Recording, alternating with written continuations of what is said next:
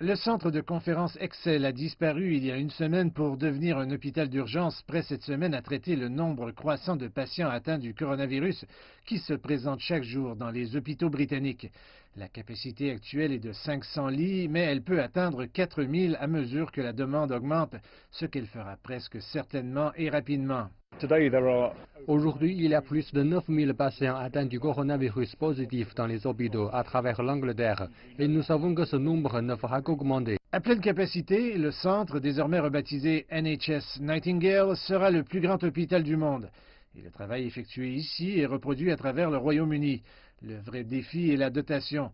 Alors que le personnel du NHS tombe malade, l'équipage de cabines d'EasyJet et d'autres compagnies aériennes maintenant clouées au sol à cause du virus se reconvertissent pour s'impliquer. J'ai des compétences transférables que je peux mettre en pratique et utiliser pendant que je ne vole pas pendant les 2 prochains mois. Donc ce sera bien de rendre quelque chose de bon à la communauté. Alors que le verrouillage national entre dans sa deuxième semaine, le gouvernement reste convaincu que l'efficacité des mesures se manifestera dans les chiffres. Il a également souligné qu'il était trop tôt pour parler du rôle de la Chine dans la pandémie mondiale.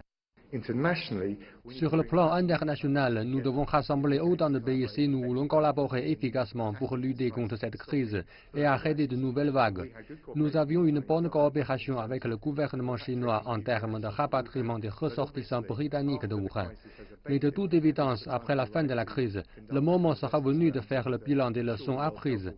Je suis sûr que l'Organisation mondiale de la santé sera en première ligne. Le personnel de Nightingale London mérite tous les remerciements qui lui sont adressés, tandis que le centre s'apprête à ouvrir. Malgré tout, l'intensité qui se dégage de certains chiffres indique que la menace pour les services de santé s'aggrave. Le personnel du NHS au travail s'inquiète de sa sécurité et le personnel du NHS à la maison craint d'être apte au travail, mais ne peut pas passer de test de confirmation.